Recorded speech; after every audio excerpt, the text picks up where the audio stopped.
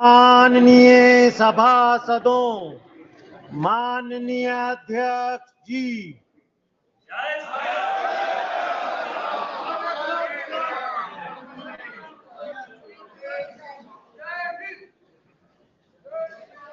Item number 1 माननीय वित्त मंत्री Shrimati Nirmala Sitharaman ji.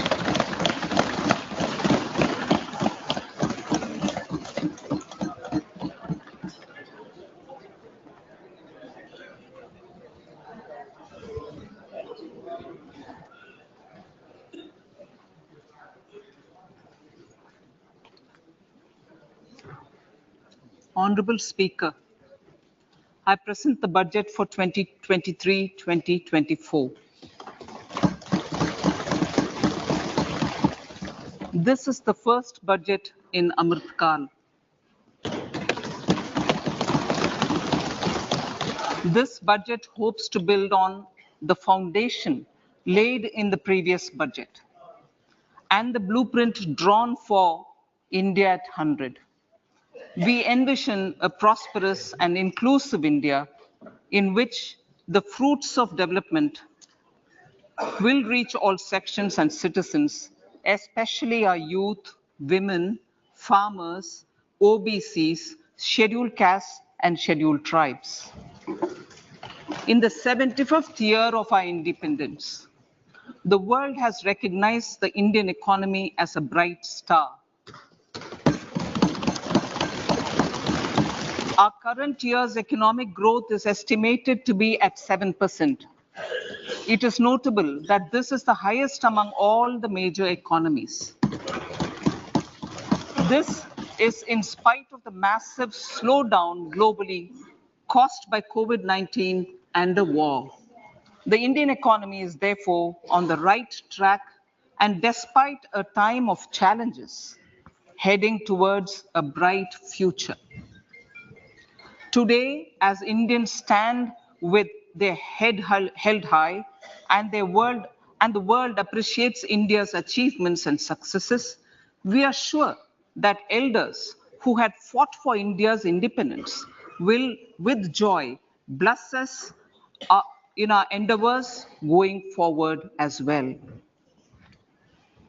Our focus on wide-ranging reforms and sound policies implemented through Sabka Prayas, resulting in Jan Bhagidari and targeted support to those in need, helped us perform well in trying times.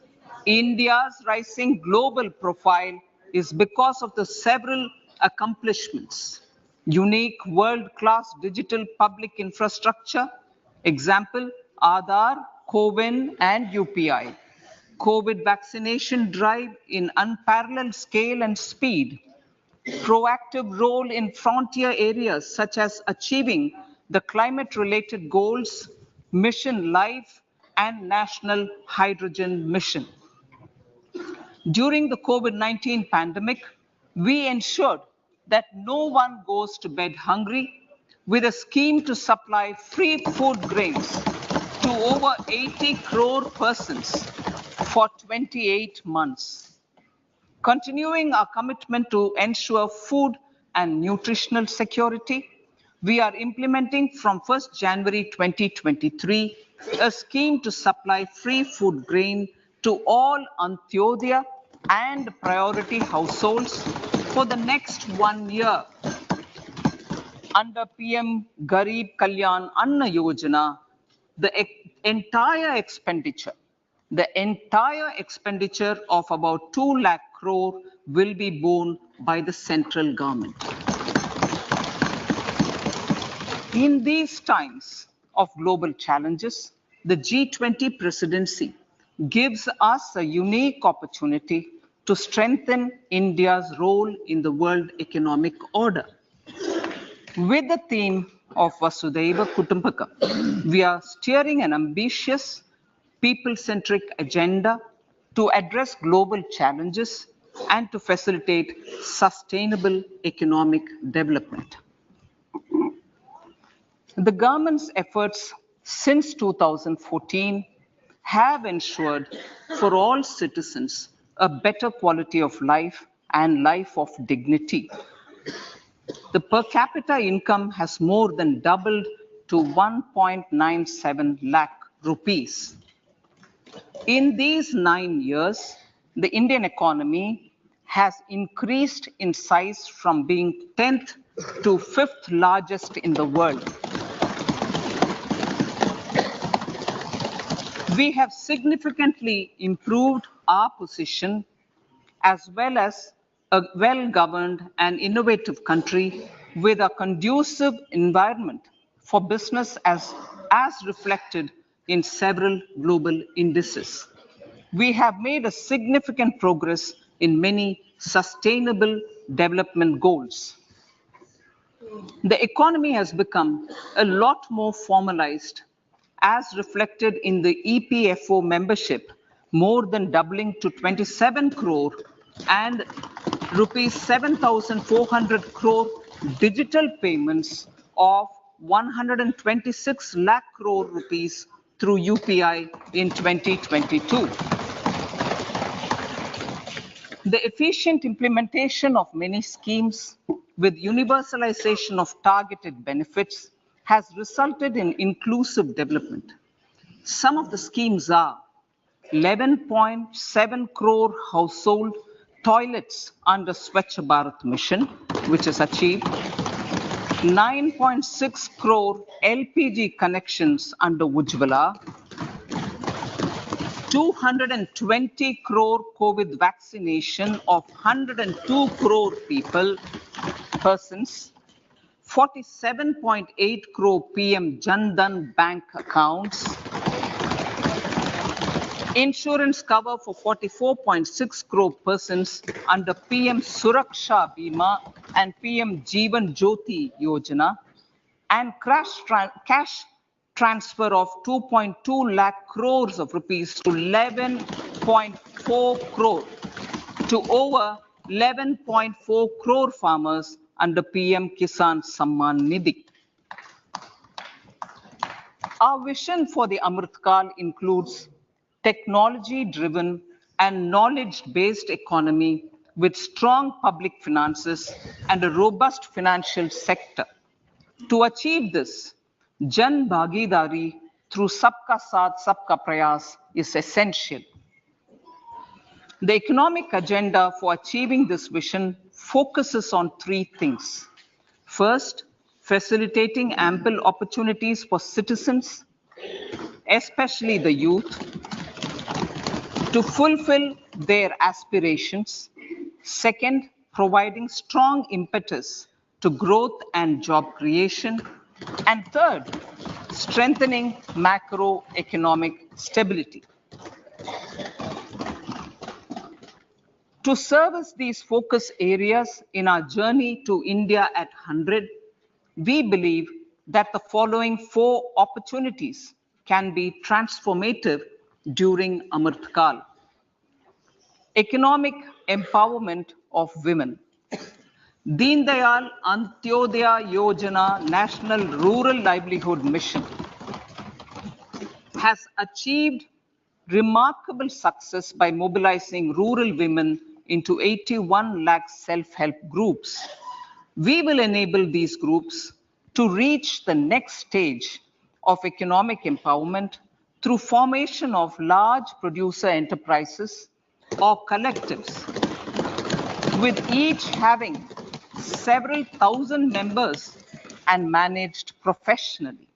They will be helped with raw materials supply and for better design, quality, branding, and marketing of their products. Through supporting these policies, they will be enabled to scale up their operations to serve the large consumer markets, as has been the case with the several startups growing into unicorns. PM Vishwakarma Kaushal Samman, PM Vikas.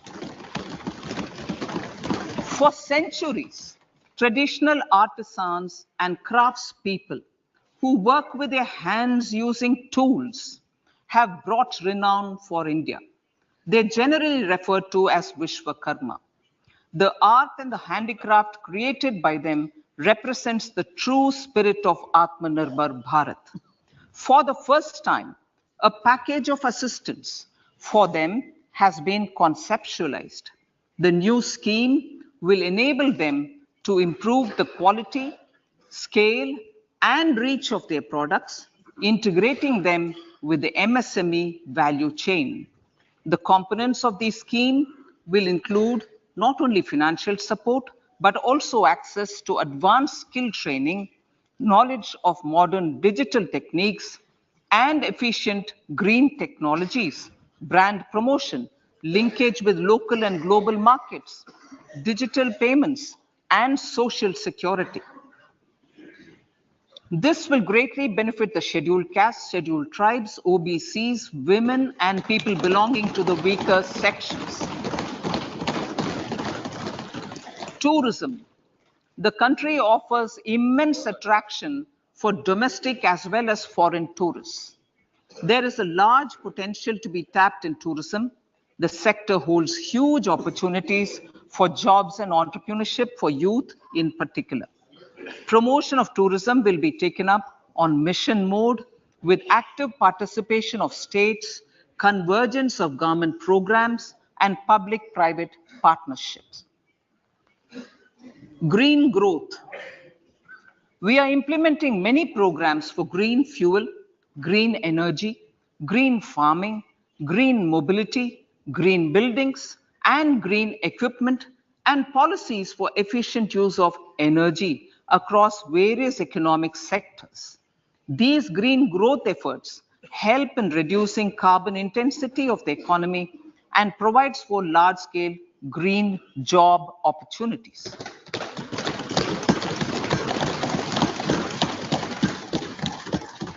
Priorities of this budget.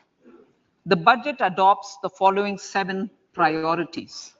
They complement each other and act as the Saptarishi guiding us through the Amritkal.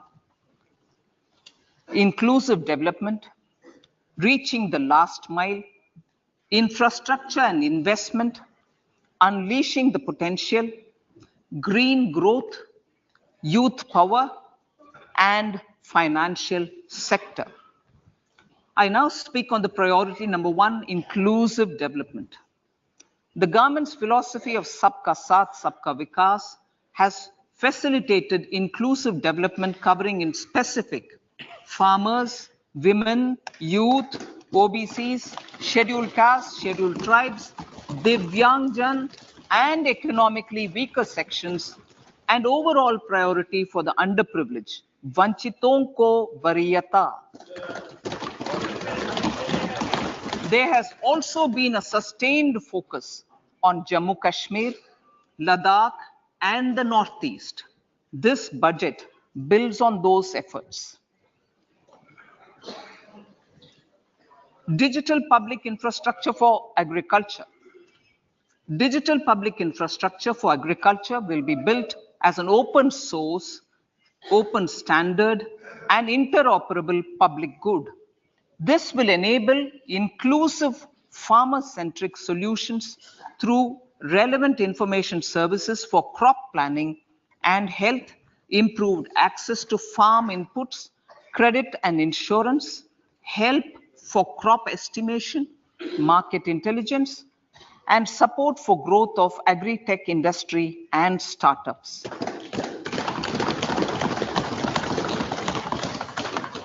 An agriculture accelerator fund.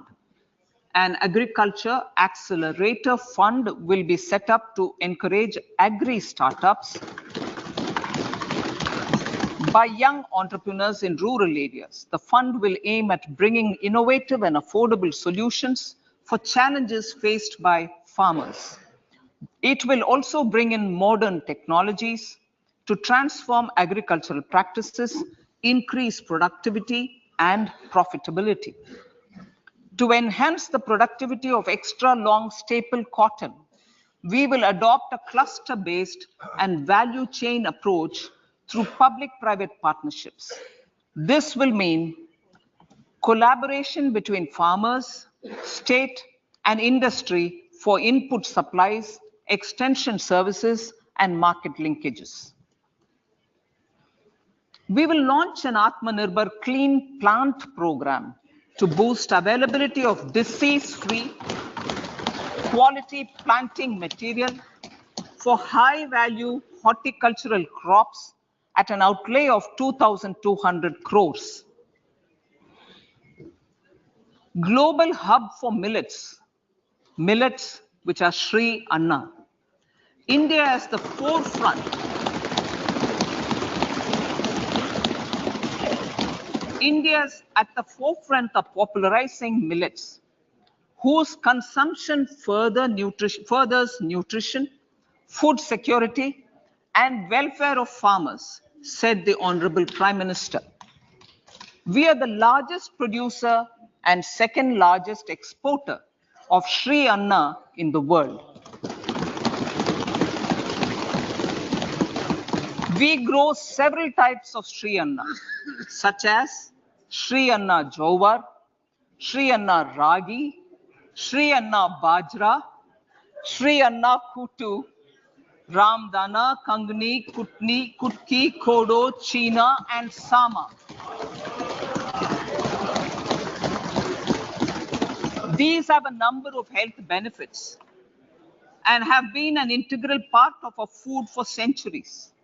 I acknowledge with pride the huge service done by small farmers in contributing to the health of fellow citizens by growing these Sri Anna.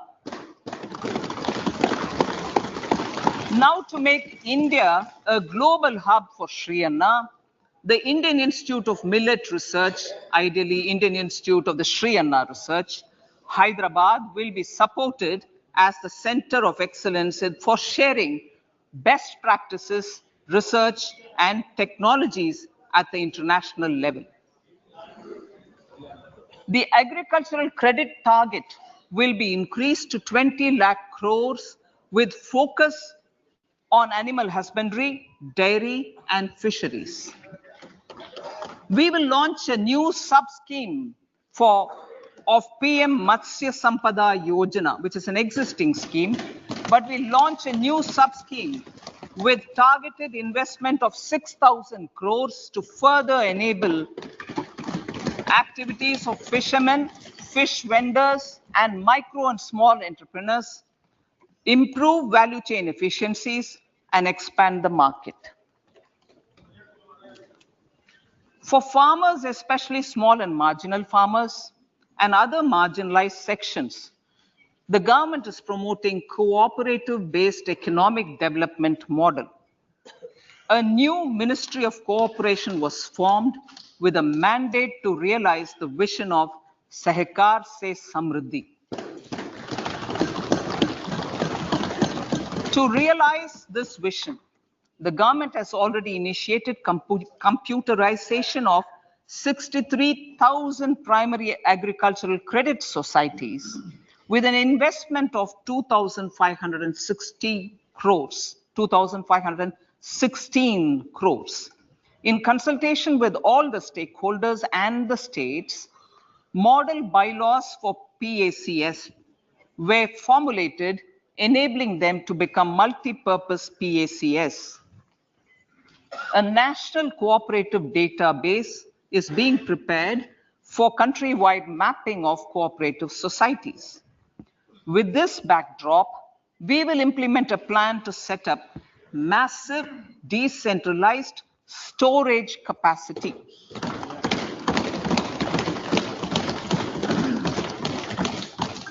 This will help farmers store their produce and realize remunerative prices through sale at appropriate times. The government will also facilitate setting up of a large number of multi-purpose cooperative societies, primary fisheries societies, and dairy cooperative societies in uncovered panchayat and villages in the next 5 years.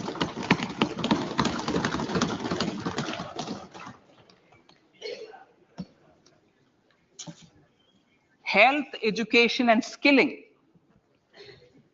157 new nursing colleges will be established in co-location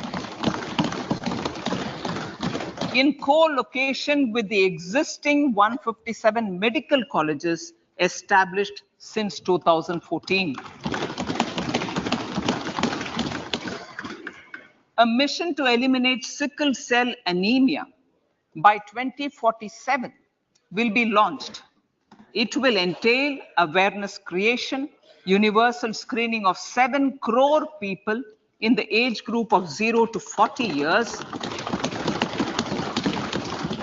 in affected tribal areas, and counseling through collaborative efforts of central ministries and state governments. Facilities in select ICMR labs, Indian Council for Medical Research Labs, will be made available for research by public and private medical college faculty and private sector R&D teams for encouraging collaborative research and innovation.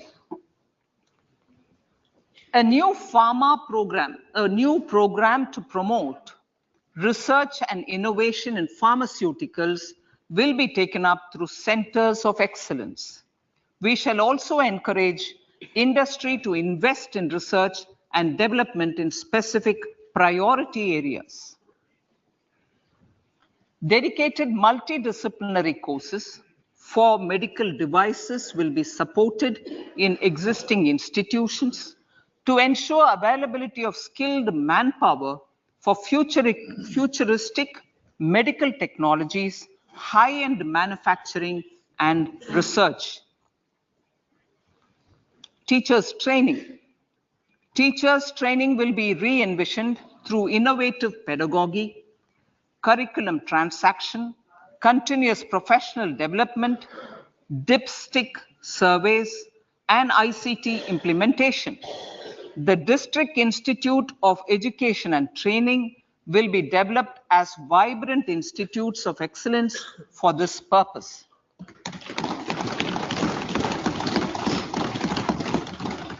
National Digital Library for Children and Adolescents.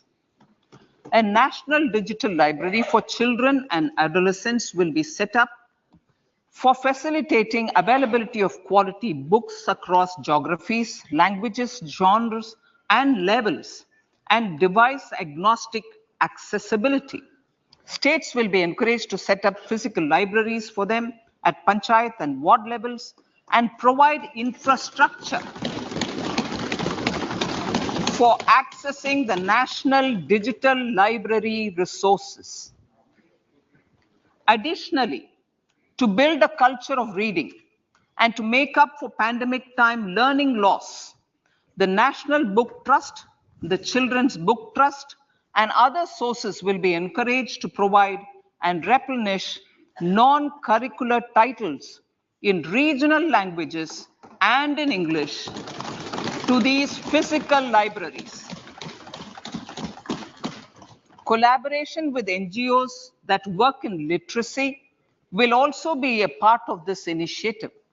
To inculcate financial literacy, financial sector regulators and organizations will be encouraged to provide age-appropriate reading material to these libraries. I move to priority 2, reaching the last mile. Prime Minister Vajpayee's government had formed the Ministry of Tribal Affairs and the Department of Development of Northeast Region to provide a sharper focus to the objective of reaching the last mile. Our government has formed the ministries of Ayush, Fisheries, Animal Husbandry and Dairying, Skill Development, Jal Shakti, and Cooperation.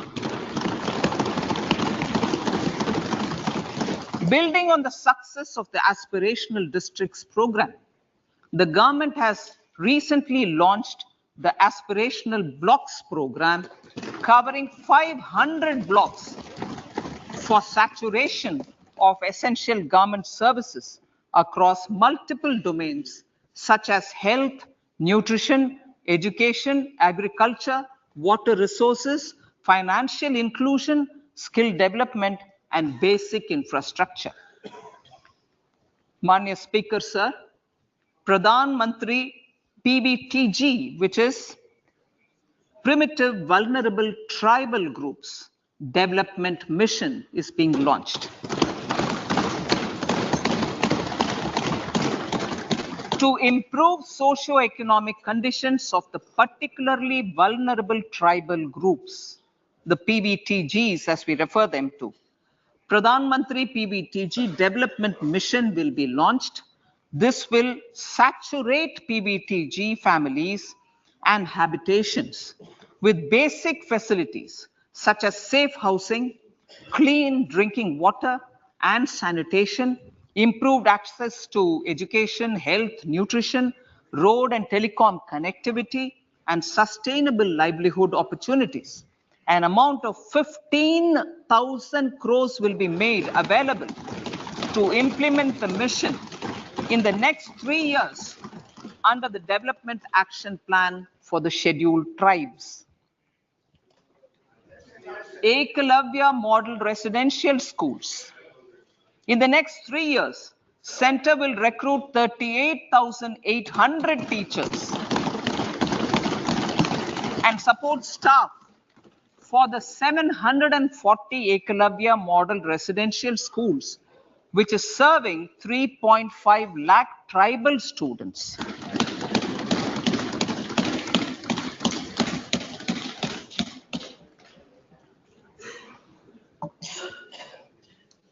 In the drought-prone central regions of Karnataka, central assistance of 5,300 crore will be given to Upper Bhadra project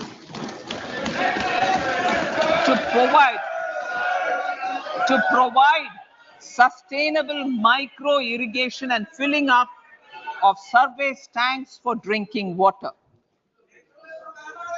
PM Awas Yojana. The outlay for PM Awas Yojana is being enhanced by 66% to over 79,000 crores. Bharat Shared Repository of Inscriptions will be set up in a digital epigraphy museum with digitization of 1 lakh ancient inscriptions in the first stage. Support for poor prisoners. For poor persons who are in prisons and unable to afford the penalty or the bail amount, required financial support will be provided. Priority number 3, infrastructure and investment. Investments in infrastructure and productive capacity have a large multiplier impact on growth and employment. After the subdued period of the pandemic, private investments are growing again.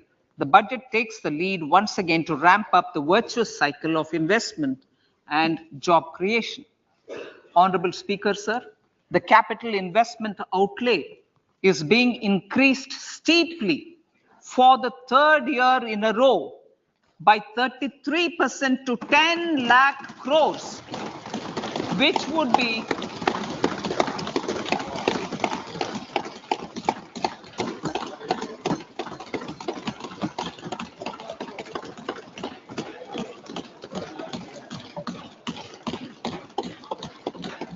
which would be 3.3% of GDP.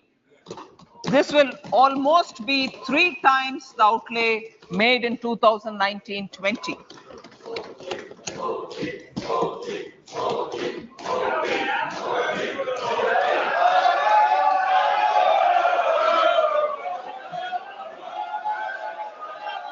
This substantial increase in recent years is central to the government's efforts to enhance growth potential and job creation, crowd in private investments, and provide a cushion against global headwinds.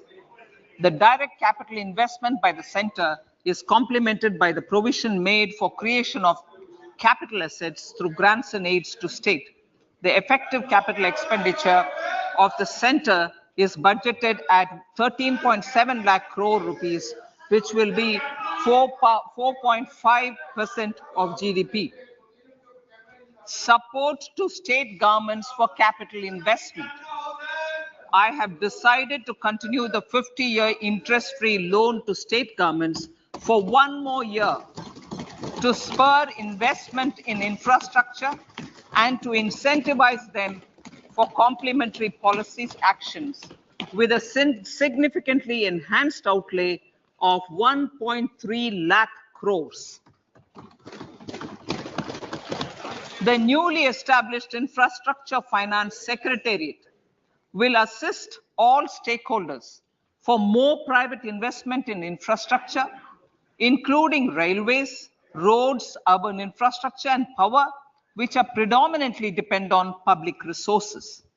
The harmonized master list of infrastructure will be reviewed by an expert committee for recommending the classification and financing framework suitable for Amartkal.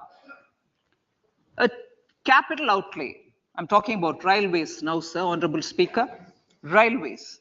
A capital outlay of 2.40 lakh crores has been provided for the railways. This is the highest ever outlay and this